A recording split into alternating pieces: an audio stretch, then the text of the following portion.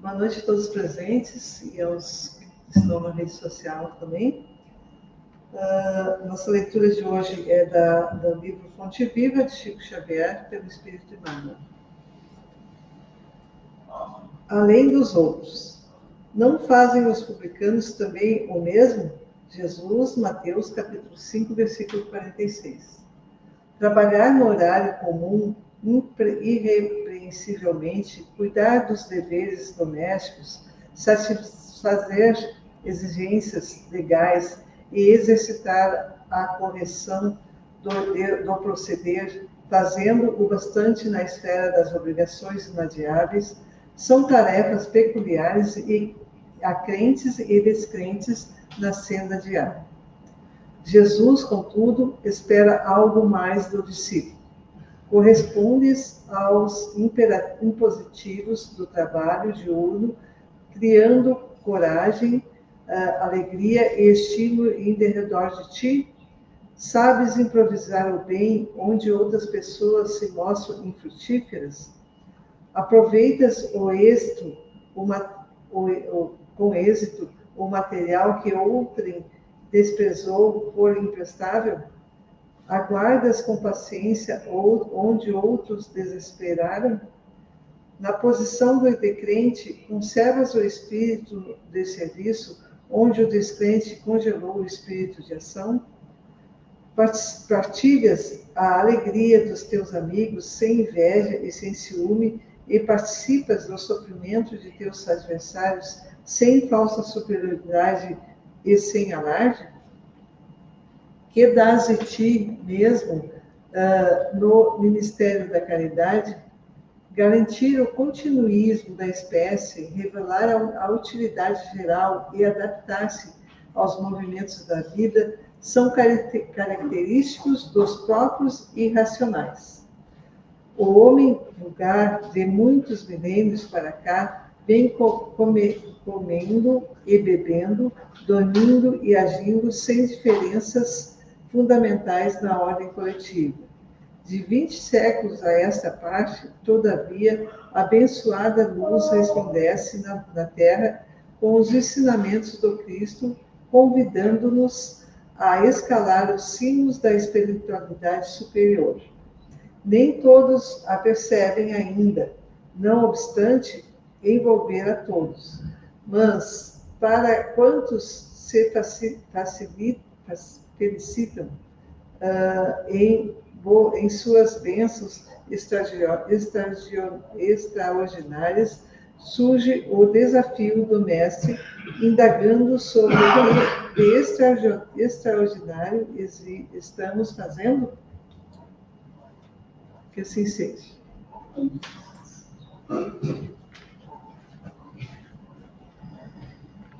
Boa noite. Dando continuidade ao nosso evangelho de hoje, vamos à nossa prece.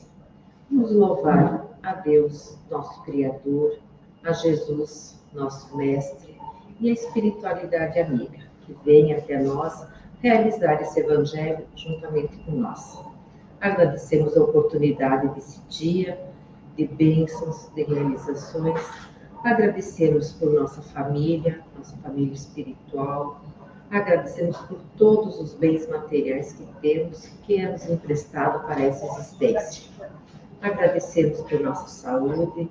Agradecemos por todos aqueles que estão nessa reencarnação juntamente com nós para nos auxiliar na evolução e no caminho do bem. E com gratidão nós oramos. Pai nosso que estás no céu, santificado seja teu nome, venha a nós o teu reino, seja feita a tua vontade, assim na terra como no céu. O pão nosso de cada dia dá-nos hoje, perdoa-nos, Senhor, as nossas ofensas, assim como nós perdoamos a quem nos tem ofendido. E não nos deixes cair em tentação, mas livra-nos, Senhor, de todo mal. Que assim seja.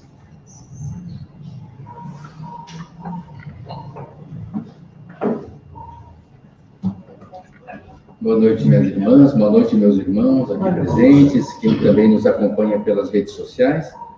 Dando sequência no estudo do Evangelho, no domingo de hoje, a lição é do capítulo 13º, que a vossa mão esquerda não saiba que dá a vossa mão direita, com o título de Os Infortúnios Ocultos. Só lembrando que a sequência do domingo, do Evangelho híbrido, que é presencial e pela internet, não é a mesma sequência do Evangelho que a gente faz diariamente somente pela internet. Então, os infortúnios ocultos. O que é infortúnio? Infortúnio é toda mazela, é todo mal, todo obstáculo que a gente passa, né? Ou que a gente precisa passar, ou que a gente planejou passar. E que parece que é infortúnio, né, no sentido da palavra, assim, algo que apareceu de repente, inesperado, né, porque nós temos o véu do esquecimento nessa encarnação, nós não lembramos daquilo que planejamos como fórmula, como forma de nós evoluirmos. Então, nós esquecemos e as coisas nos parecem de surpresa. Os obstáculos, as coisas que nos acontecem que a gente precisa passar para poder avançar, para poder crescer, para poder evoluir. Sem estas coisas, não tem como nós evoluir. Não tem. Né? A gente pede para Deus muita coisa. A gente pede, por exemplo, paciência. Mas e como que Deus vai nos dar paciência? Ele vai fazer um toque de mágica assim, pum, a partir de agora tu tem paciência? Ou ele vai nos dar as oportunidades de ter paciência? E quais são as oportunidades de ter paciência? Se não exatamente quando nós vamos exercitar a nossa paciência, né? Naqueles embates com as outras pessoas, né? Nas discussões, nas coisas que acontecem que a gente precisa nos segurar, né? Assim a gente treina a nossa paciência. A gente pede para ser mais caridoso. Como que a gente vai ser mais caridoso? Pronto, daqui agora tu é mais caridoso. Se nós não exercitarmos a caridade, não é verdade? Então, esses infortúnios são nada mais, nada menos do que as nossas provas, as nossas expiações neste planeta que é de provas e expiações. Nesta escola, nós estamos aqui para evoluir. Bom, eles são ocultos, né? Alguns desses infortúnios são escancarados, todo mundo vê, né? O Evangelho traz como exemplo as calamidades, as grandes calamidades, né? As que mais a gente conhece são os terremotos, as enchentes, os furacões, né? Os vendavais, os incêndios, enfim. Nesses momentos, todo mundo fica sabendo e acorre para ajudar aquelas pessoas. Então, a caridade ela é visível nesses momentos, passa na televisão, todo mundo fica sabendo, enfim, que tem uma grande quantidade de pessoas ajudando, fazendo a caridade para uma outra grande quantidade de pessoas que está necessitada.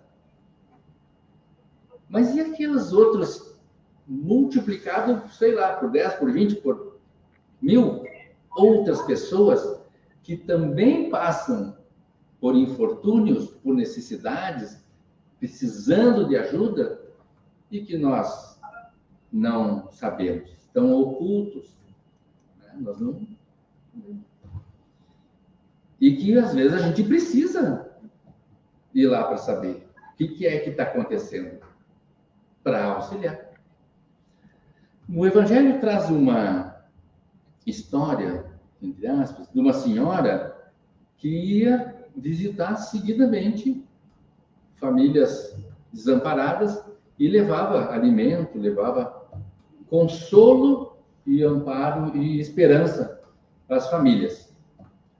Aqui cita um exemplo de uma família, a mãe com vários filhos e o pai estava internado no hospital. Então ela ia na casa da mãe com os filhos, levava os alimentos, conversava com ela, levava uma palavra de conforto e depois ia no hospital. E levava sempre junto a filha adolescente. Levava a filha adolescente. Para a filha já ir aprendendo, através do exemplo, a fazer a caridade. E ela era uma senhora de posses, mas ela não ia da forma como ela normalmente estava vestida, por exemplo. Ela ia bem simples, né? Ela fazia de tudo para não aparecer a sua superioridade material, né? Para não melindrar aquelas pessoas, para aquelas pessoas que estão precisando de ajuda não se sentirem inferiores ou mais inferiorizadas diante daquele momento de dificuldade.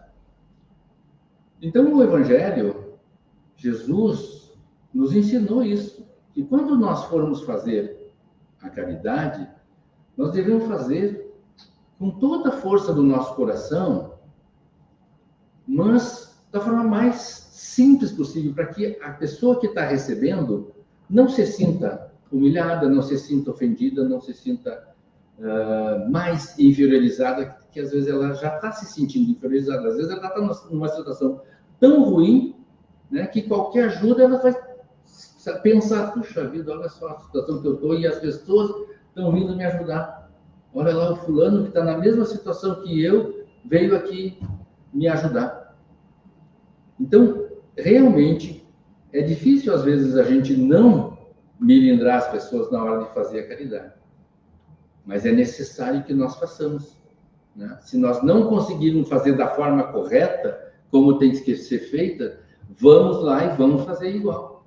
Pode ser que na próxima vez nós façamos melhor, da outra vez nós façamos melhor. E não é só a caridade material.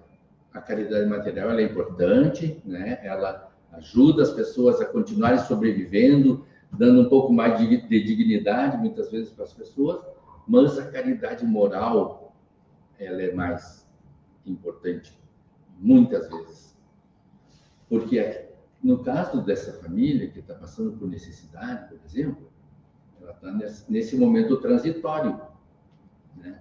Mas se não tiver aquela palavra de consolo, aquela palavra de ânimo, né? Aquela palavra de esperança, possivelmente essa família vai permanecer nessa situação por um tempo muito mais prolongado do que se ela tivesse uma ajuda moral, uma caridade moral, que possibilitasse com que ela saísse dessa situação o mais breve possível e da melhor forma possível.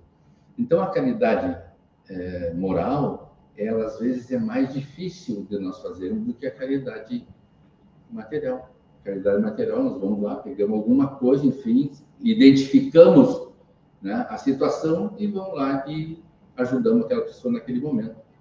Mas e a caridade moral, às vezes, mas como é que eu vou chegar naquela pessoa? Será que essa pessoa vai aceitar, né, eu ir lá conversar com ela sobre isso?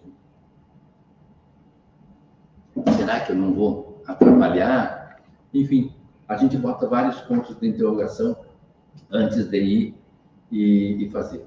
E, por outro lado, ela, às vezes, é mais difícil de ser identificada, né?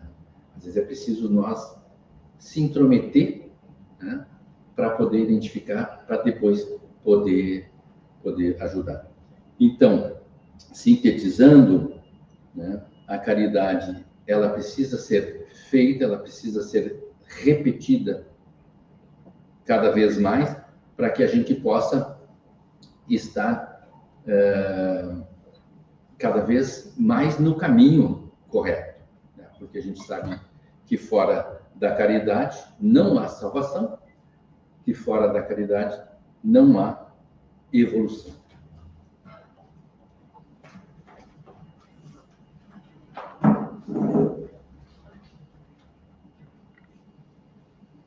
E assim, nós vamos à nossa irradiação, lembrando de irradiar luzes para aqueles irmãozinhos que cometeram suicídio, tentaram contra sua própria vida, e também vamos irradiar luzes, bons pensamentos, para o Centro Espírita Allan Kardec, para que seja direcionado a todos que necessitam.